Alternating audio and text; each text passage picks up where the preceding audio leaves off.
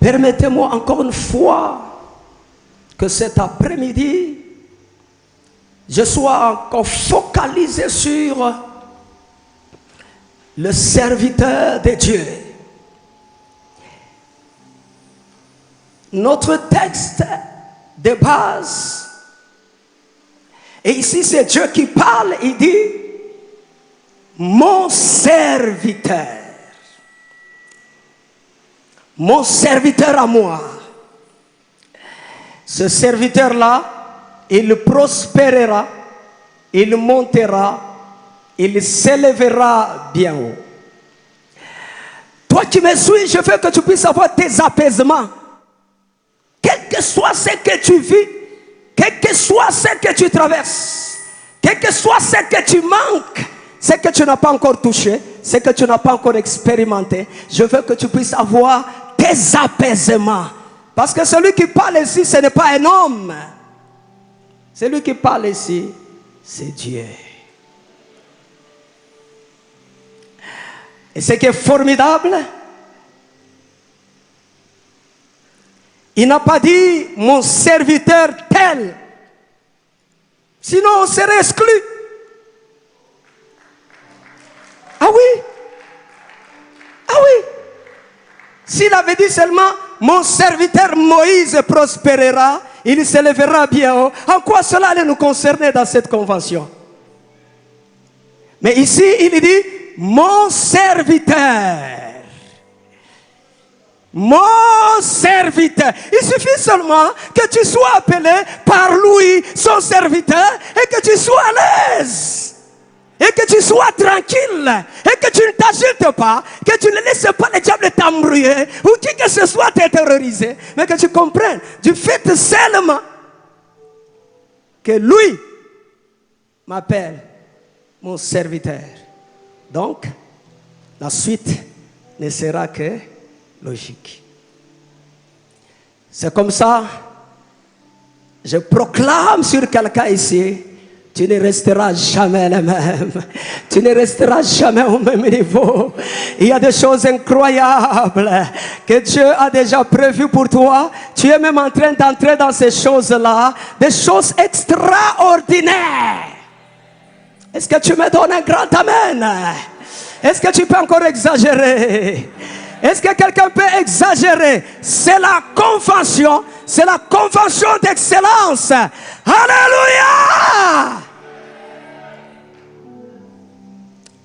Ce soir,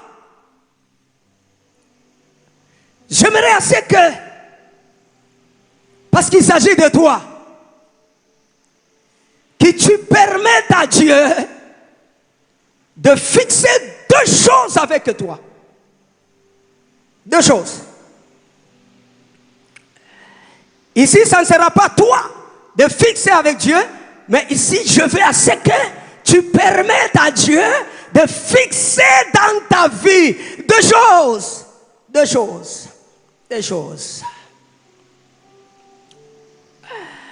La voix du Seigneur est en train de dire, j'ai des choses que je vais dire à mon serviteur. J'ai des choses que je vais révéler à mon serviteur. Mais mon serviteur, il est ailleurs. Son cœur est ailleurs. Ses pensées sont ailleurs. Est-ce que tu peux aller réveiller mon serviteur et lui dire que j'ai des choses que j'ai à lui dire? Va dire à mon serviteur. Ce serviteur qui pleure. Ce serviteur qui passe par des moments difficiles et compliqués, va lui dire, j'ai des choses que je vais lui dire. Mais quand je regarde mon serviteur aujourd'hui,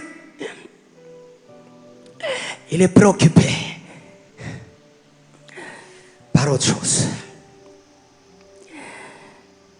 Alors, je vais fixer avec mon serviteur ceci. Le premier point. Quand vous lisez très bien ce verset d'Ésaïe 52, le 13e verset, quand le Seigneur dit, mon serviteur, vous pouvez lire, vous pouvez sentir ce qui anime le cœur de Dieu à l'endroit de son serviteur. Un sentiment de joie, un sentiment de fierté. Alléluia. Un sentiment de fierté. Mon serviteur.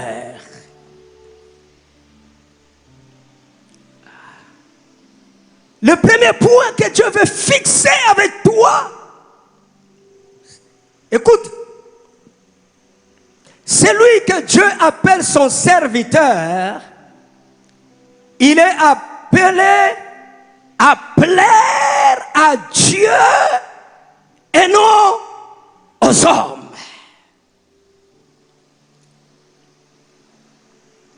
Celui que Dieu appelle son serviteur.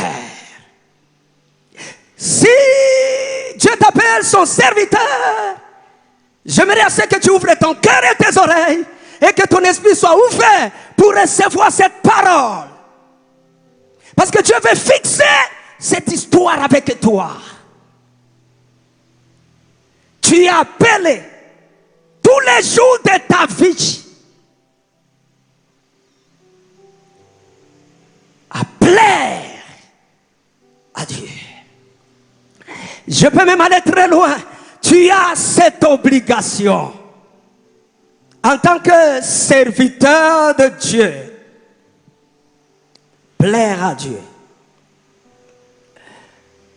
Plaire veut dire lui être agréable. Voilà. Être agréable à Dieu.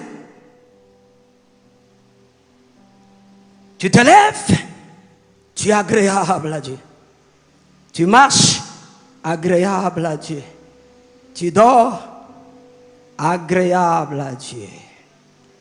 Plaire à Dieu, c'est lui donner du plaisir. Lui donner du plaisir. Ça, c'est formidable. Plaire à Dieu, c'est être ce que Dieu voudrait. Beaucoup ne sont parce que Dieu voudrait qu'ils soient. Mais plaire à Dieu, c'est justement atteindre ce niveau. Tu es ce que Dieu voudrait que tu sois. Tu fais ce que Dieu voudrait ce que tu fasses. Plusieurs sont loin de ce que Dieu veut à ce qu'ils soient. Plusieurs sont loin à faire ce que Dieu voudrait à ce qu'ils fassent.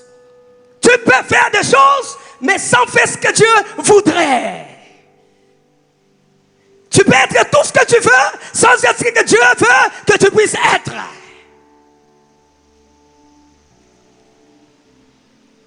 Dieu veut que tu sois ce que lui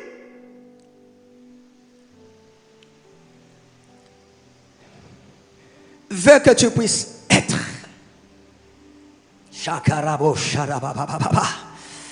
Que de fois, nous nous encombrons de beaucoup de choses. Que de fois, nous sommes dans trop de choses inutiles et charnelles. Nous nous acclamons, nous nous apprécions. Les gens nous acclament, les gens nous apprécient.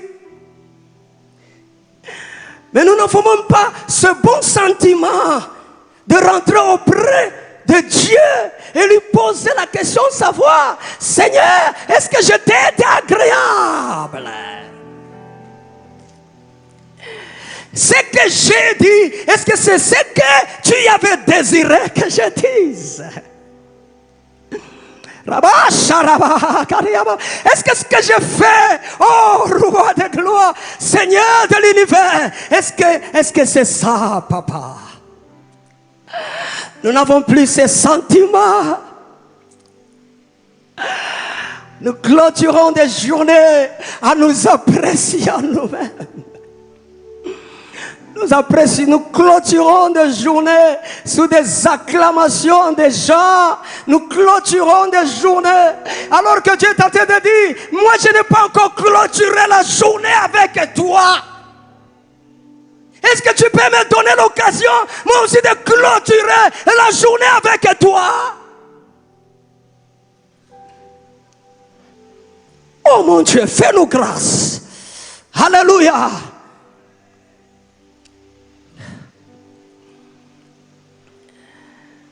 Ouf. Vous savez ce que Dieu a dit au sujet de Job? Job chapitre 1er, le verset 8. Job, chapitre 1er, le verset 8. Il dit, voici, non, Job.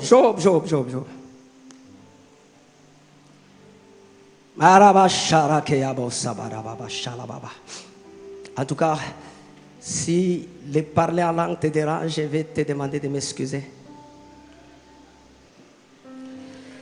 Il y a certaines atmosphères, il faut se mouvoir comme ça. Parce que il y a ces démons qui doivent laisser la voie libre. Il faut que certains cœurs soient arrosés par l'Esprit de Dieu lui-même. Afin que la parole de Dieu soit bien reçue dans les cœurs. Et surtout qu'elle produise beaucoup de fruits. Nous ne sommes pas venus ici pour perdre le temps. Regardez la manière dont Dieu parle de Job. Et il s'adresse à qui? Il s'adresse à Satan. Ça c'est formidable. Oh my God, ça c'est formidable.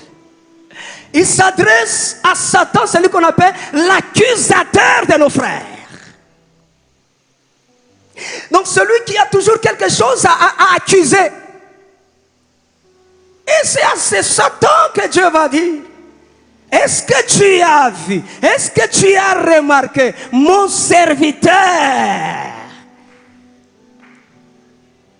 Non mais ça montre que Dieu était content. Ça montre que Dieu était fier. Et il n'a pas pu cacher cette fierté même devant le diable. Parce qu'il savait que même le diable n'avait rien qu'il pouvait accuser. Même Satan n'avait rien. Oh Seigneur, fais-nous arriver à ce point où tu peux dire à Satan, est-ce que tu as vu mon serviteur tel? Et quand Satan vérifie dans ses dossiers, il voit ton nom, il voit que ce dossier est vide. Il n'a rien à t'accuser.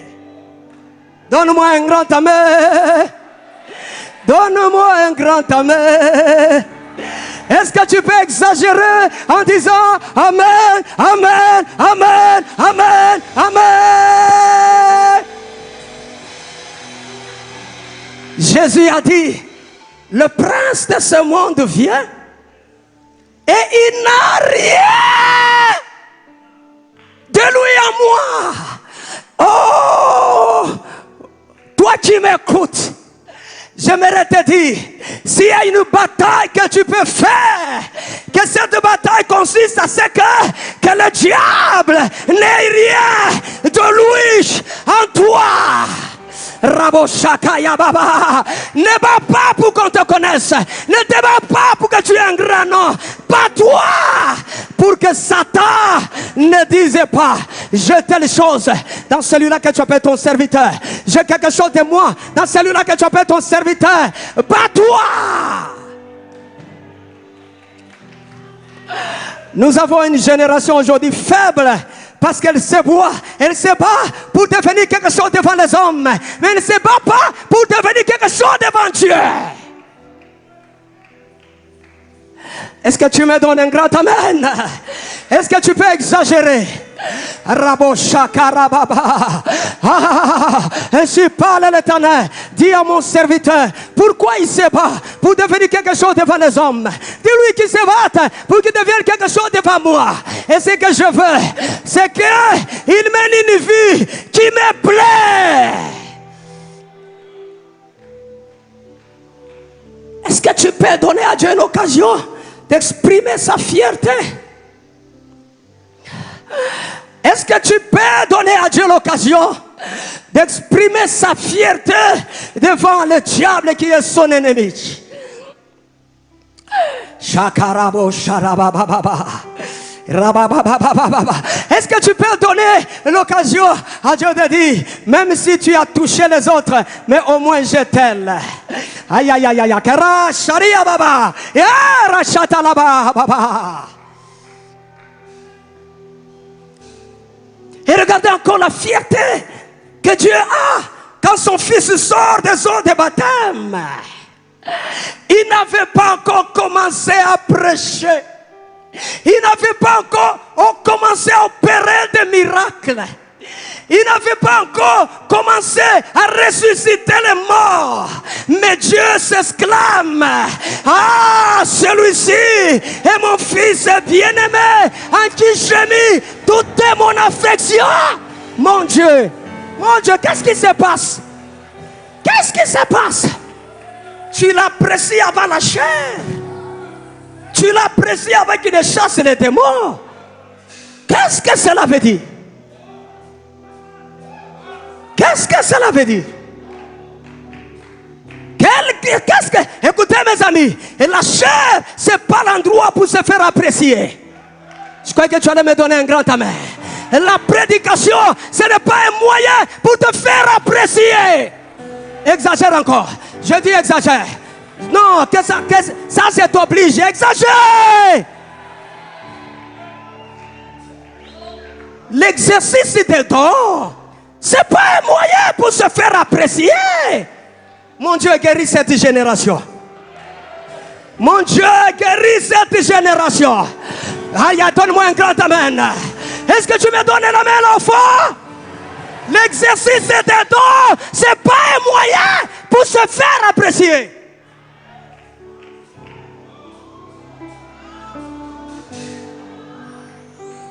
Les jours où tu comprendras ça, ça sera autre chose dans ta vie. Dieu a apprécié son fils.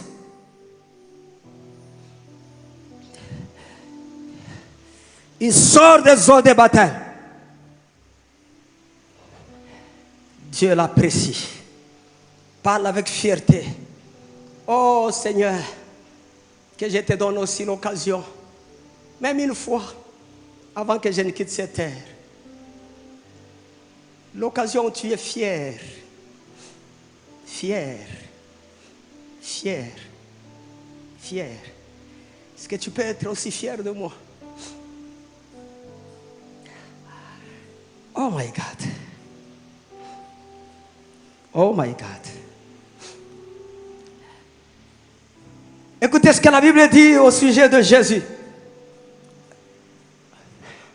Dans Jean 8, le verset 29. Jean 8, 29.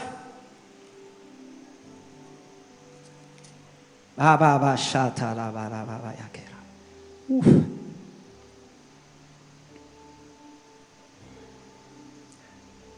Écoutez, Jean 8, 29.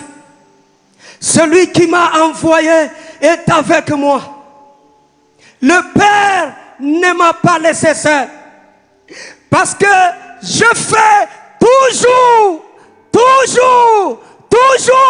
ce qui lui est agréable. Où est cette génération qui toujours fait ce qui est agréable à Dieu? Écoutez, tout ce qui est agréable à Dieu n'est forcément pas agréable aux hommes.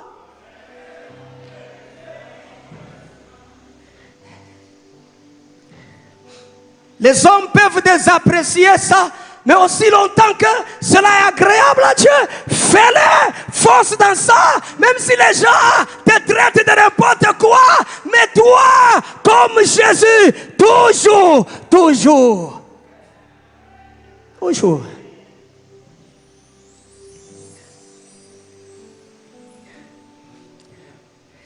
Celui qui est agréable à Dieu,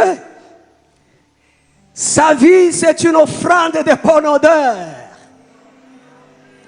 Selon Romains chapitre 12, le premier verset. Oh my God. Et regardez ici l'apôtre, il parle comme un suppliant. Il ne parle pas comme ayant autorité. Parce que c'est tellement important. Ça échappe les gens. Il veut que ça entre. Il veut que ça entre. Écoute-moi, ne cours pas vers la vanité. Écoute ces choses. L'apôtre est en train de supplier. Je vous supplie, je vous exhorte, frères, à offrir vos corps comme un sacrifice vivant, saint et agréable. Oh Dieu, où est cette génération? Des serviteurs offrandes. Oh mon Dieu. Dans l'Ancien Testament, on offrait des sacrifices. Mais ici, le serviteur, il n'offre pas un sacrifice, il s'offre. Mon Dieu. Il s'offre. Et quand on parle de sacrifice, c'est quelque chose qui avait la vie au départ. Et puis, qui a perdu la vie, my God. Qui a perdu la vie. Est-ce que tu as déjà perdu ta vie? Aussi longtemps que tu n'as pas encore perdu ta vie, tu n'arriveras pas dans la dimension de plaire à Dieu, de lui être agréable. Et beaucoup parmi nous refusent d'être des sacrifices. Il peut offrir son argent, mais il n'offre pas son cœur. Il peut offrir sa parcelle, mais il n'offre pas sa vie à Dieu. Dieu n'a pas besoin de ça. Tu as besoin de ta vie. Tu as besoin de ton cœur. Avant de passer 40 jours à la montagne, j'y reviendrai peut-être. Bats-toi pour offrir ta vie. Si tu aimes ta vie, tu vas la garder. Le sacrifice, c'est prendre le couteau, égorger sa tête. Alléluia. Que le sang puisse couler. Alléluia. Tu offres ta vie en sacrifice. Comme une offrande de bonne odeur. Quelle est l'odeur que tu dégages? Ça, c'est un grand problème. Un très grand problème aujourd'hui. Quelle odeur dégages-tu?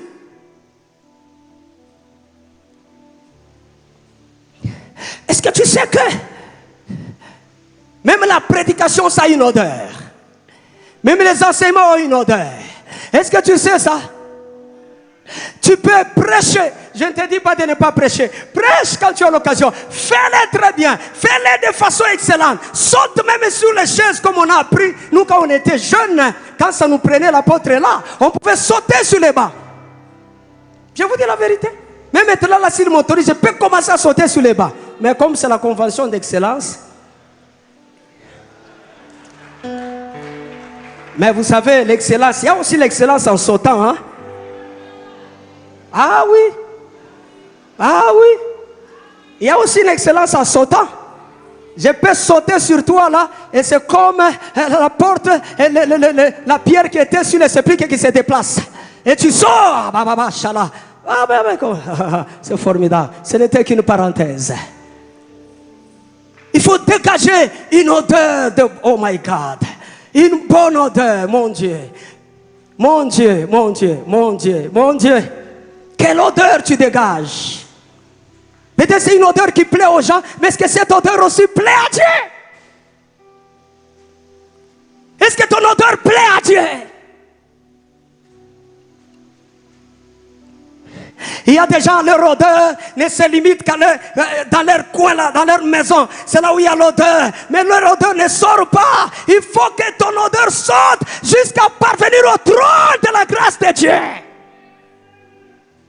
Est-ce que tu me donnes un grand amen? Celui qui est agréable à Dieu, il obéit à la parole de Dieu.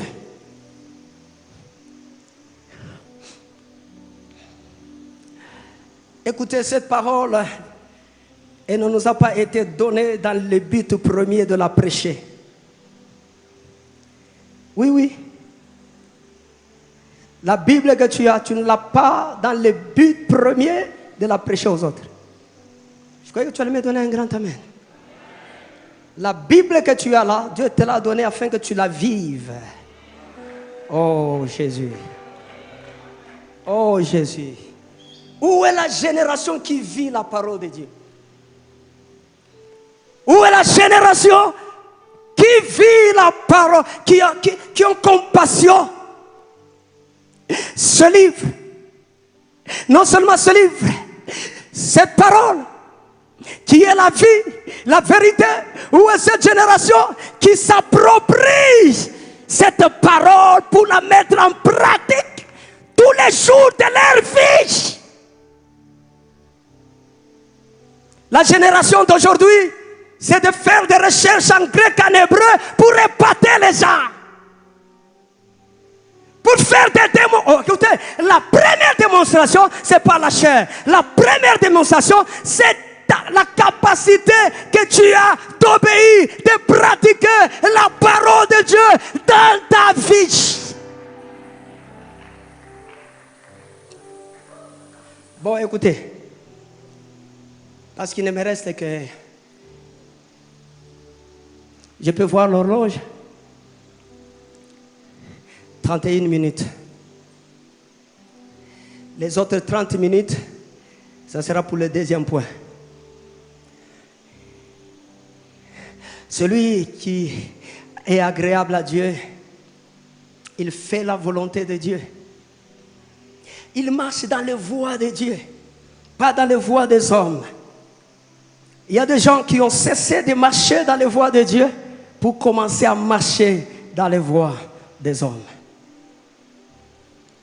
Beaucoup ont perdu la vie de Dieu. Pourquoi? Au départ, ils marchaient dans les voies de Dieu. Mais à un certain moment, ils ont arrêté de marcher dans les voies de Dieu. Ils ont commencé à marcher dans les voies des hommes. Les voies des hommes conduisent à la mort, conduisent à la perdition. Si tu veux être agréable à Dieu, rentre, cherche les voies de Dieu et commence à y marcher. Est-ce que tu me donnes un grand amen? Ce que Dieu veut, c'est que tu lui sois agréable, que tu mènes une vie qui plaît à Dieu, qui fait plaisir à Dieu, même si cela déplaît aux hommes, même si cela peut t'attirer, et c'est pas moi, le mépris des hommes. Qu'importe, continue. Soucie-toi de plaire à Dieu comme Jésus-Christ. Et permettez qu'on relise ce verset. Regardez, il y a deux conséquences très puissantes dans ce verset. De Jean chapitre 8.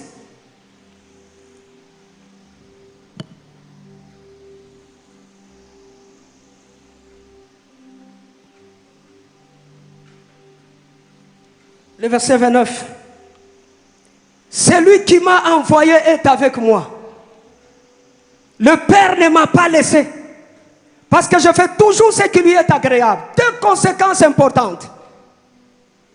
C'est que le Père était toujours avec lui. Si tu es agréable à Dieu, mon frère, Dieu sera toujours avec toi. Deuxième chose, il ne m'a pas laissé. Dieu ne te laissera pas. Je dis Dieu ne te laissera pas. Je dis à quelqu'un, Dieu ne te laissera pas. Je dis Dieu ne te laissera pas. Ici sur la terre des hommes, Dieu ne te laissera pas. Il ne t'abandonnera pas. Il te soutiendra. Et je proclame, tu t'en sortiras. Même si les choses sont compliquées, comment? Même si les choses sont dures, comment? Si Dieu est avec toi, il a dit, je ne te laisserai pas. Tu t'en sortiras. Dis à 4-5 personnes, dis-le, tu vas t'en sortir. Oh my God. Quel que soit ton environnement, tu vas t'en sortir. Et je vais terminer avec les derniers points que Dieu veut fixer avec son serviteur. Alors si cela te concerne, ouvre encore tes oreilles pour recevoir ceci. Celui que Dieu appelle son serviteur, Dieu est son adresse.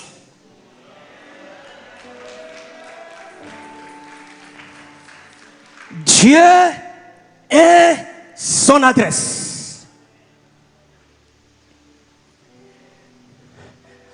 Je n'ai pas dit, lui le serviteur est l'adresse de Dieu. J'ai dit ici, Dieu est son adresse. Donc si vous voulez trouver ce serviteur, dès que vous trouvez Dieu, vous trouvez aussi les serviteurs de Dieu. Oh mon Dieu.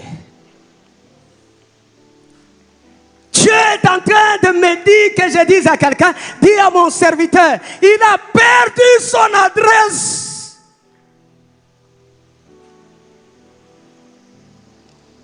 Il est dans beaucoup de choses. Mais moi je ne le retrouve pas.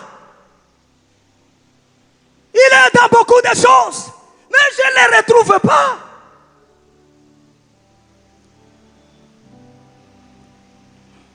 Dans cette convention, il faut que quelqu'un se délocalise. Tu dois te délocaliser et rentrer à ton adresse. J'ai dit, tu dois être délocalisé et rentrer à ton adresse. Écoutez ce que la Bible dit au sujet d'Élie le Tishbite. Dans 1 Roi chapitre 17, le premier verset. Aidez-moi, on va lire dans deux versions. On va lire d'abord dans la version française. Et puis on va lire, s'il y a quelqu'un, je vois que mes amis peuvent m'aider à voir la version King James en français. Ou même fait donner en anglais et puis on donne en français. Il y a quelque chose, il y a un détail très important que Louis II, c'est pas, il n'a pas mentionné, mais un détail très très capital.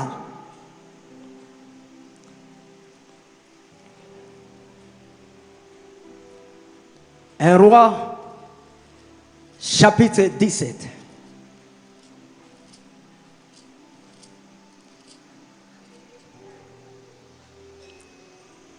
Louis II.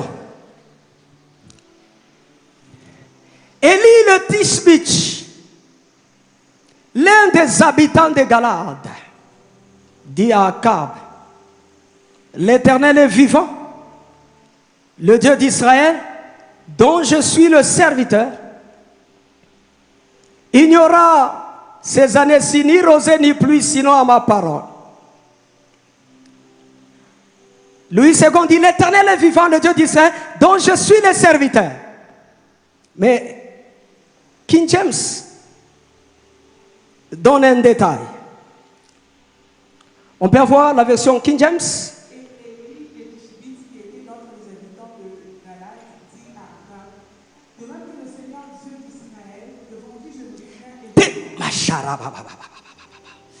Le Dieu d'Israël, devant qui je me tiens.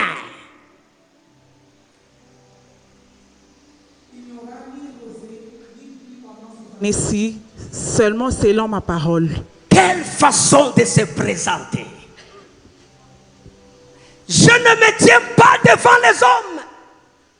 Élie le Tishbite. Je me tiens devant Dieu. Élie le Tishbite. Où sont aujourd'hui ces serviteurs qui se tiennent devant Dieu, qui peuvent dire, je me tiens devant Dieu. Où est la génération des serviteurs qui n'apparaissent pas de n'importe quelle manière, qui n'apparaissent pas n'importe quand, mais des gens qui se tiennent devant Dieu.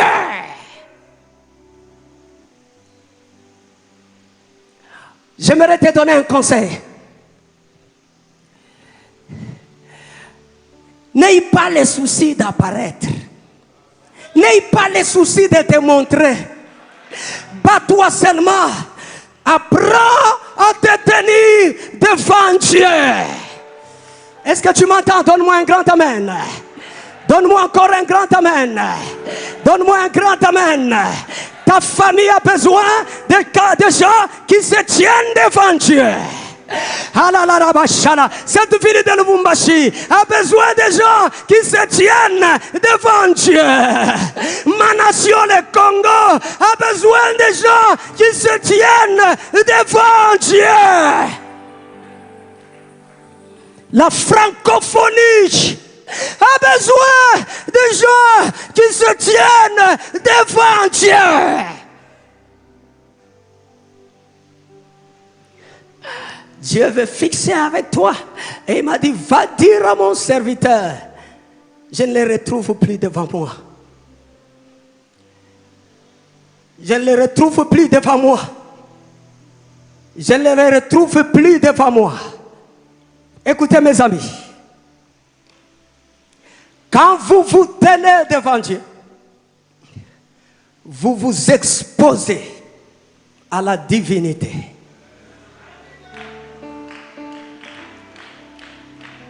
Quand vous regardez la jeunesse aujourd'hui, elle est exposée. Les hommes méchants de ce monde, voulant détruire la jeunesse, ils exposent la jeunesse à beaucoup de choses. On les expose à la cigarette. Les publicités à la télévision partout, c'est des cigarettes. On expose la jeunesse à l'immoralité. Tout ce que la jeunesse regarde, c'est l'immoralité. C'est pourquoi la jeunesse est devenue immorale. On expose aujourd'hui la jeunesse à la drogue. Tout ce qu'on voit aujourd'hui, ce sont des jeunes gens drogués. On expose la jeunesse à la danse. On expose la jeunesse à la vanité. C'est comme ça que nous trouvons la jeunesse dans la vanité. Parce qu'elle est exposée à la vanité. Et ce n'est pas un jour. C'est tous les jours. Tous les jours. Les petits enfants, on les expose aux dessins animés. Mais ne sois pas étonné que le comportement de ton enfant, tôt ou tard, soit le comportement des dessins animés. Parce que tu exposes ton enfant aux dessins animés. Les gestes de Coco, les français de Coco, les habitudes de Coco, ton enfant ne voit que ça tous les jours. Tous les jours, on l'expose. Ne sois pas étonné.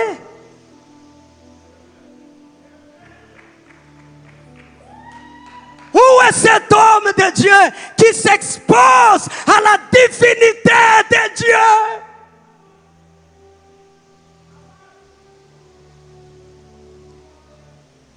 Où est cet homme de Dieu qui s'expose à la gloire de Dieu? Qui s'expose à la pureté de Dieu? Qui s'expose à la sainteté de Dieu? Où est cet homme, où est cette femme qui s'expose à la puissance de Dieu? Oh, je reprends ça.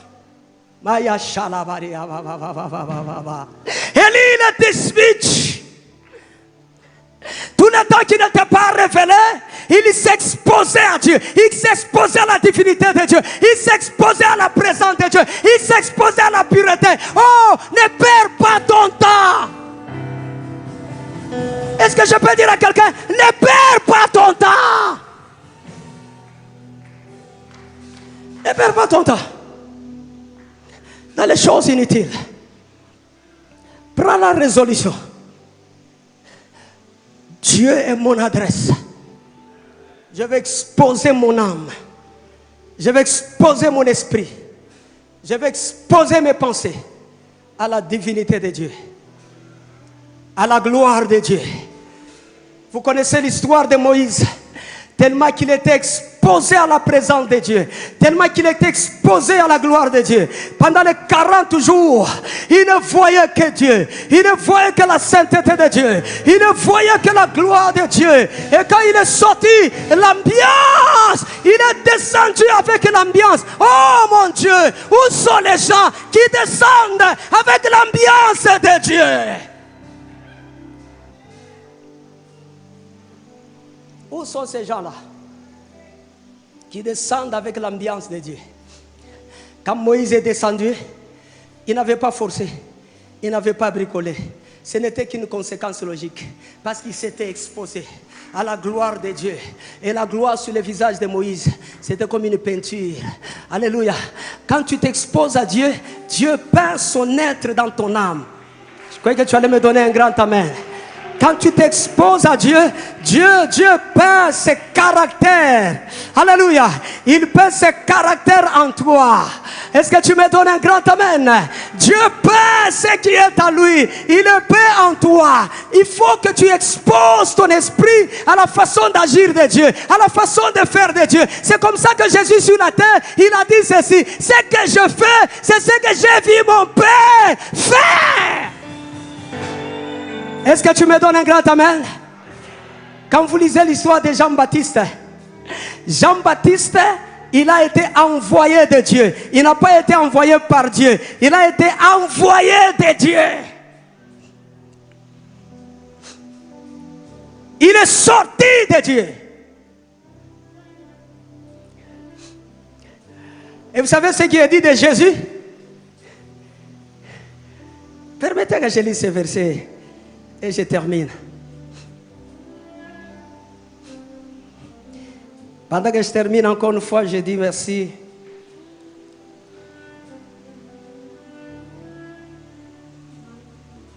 à l'apôtre. Dans Jean chapitre 1er, le verset 28. Le verset 18 plutôt. Je te laisse ça comme parole de méditation. Je ne sais pas comment tu vas interpréter ça. La Bible dit ceci, Jean chapitre 1er, le verset 18. Personne n'a jamais vu Dieu. Le Fils unique, écoutez, qui est dans le sein du Père et celui qui l'a fait connaître. Jésus dans le sein du Père. On n'a pas dit qui était dans le sein du Père, il a fait connaître le Père. Non, Jésus, le Fils qui est dans le sein du Père, il a fait connaître. Donc même quand il le faisait connaître, quand il parlait de lui, il était dans le sein de son Père. Oh mon Dieu, je te laisse ça.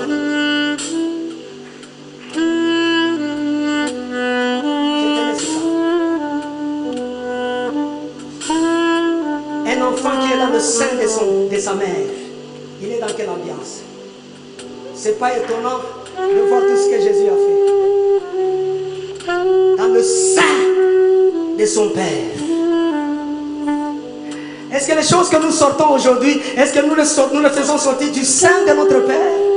Est-ce que les choses que nous voyons aujourd'hui, nous faisons aujourd'hui, est-ce que ce sont des choses que nous avons vues dans le sein de notre Père? Je vous laisse cette méditation.